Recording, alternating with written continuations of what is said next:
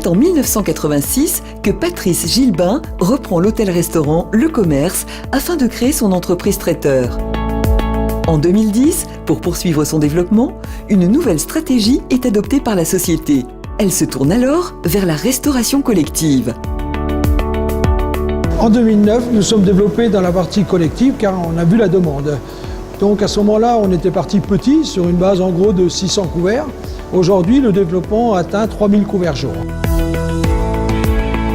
Pour proposer des produits de haute qualité en quantité, M. Gilbin réalise régulièrement des investissements conséquents.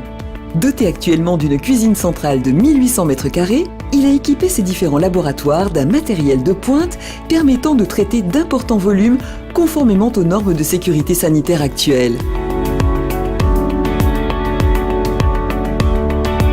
On a fait le choix d'investir dans du matériel innovant, donc tel que les sauteuses basculantes.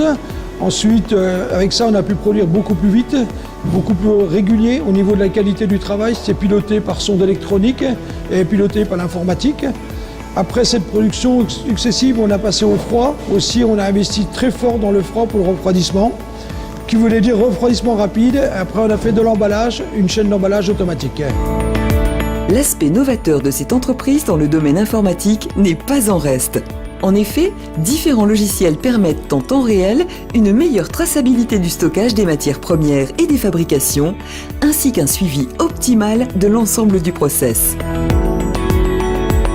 Nous avons installé aujourd'hui au sein de notre société 2 logiciels innovants, HygienePack, qui nous permettent la traçabilité de produits de l'arrivage jusqu'à l'expédition, ainsi que MicroLead pour les relevés de température en cellule refroidissement chaud, ainsi qu'au stockage pour un archivage informatique professionnel et compétent.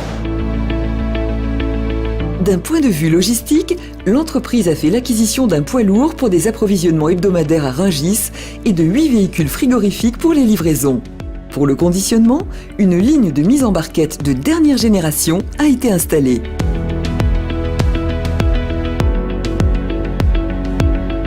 Pour l'emballage, donc, on a résolu le problème. Au départ, on était sur de petites machines manuelles. Donc on est passé sur une ligne d'emballage automatique à 2 pistes, comme elle est là, et bientôt une deuxième machine. Ensuite, l'avantage de ça, c'est qu'on peut mettre les barquettes au froid, au chaud, donc qui résistent jusqu'à 130 degrés. Et on a aussi une spécification là-dessus, c'est qu'on peut faire de la mise sous atmosphère modifiée.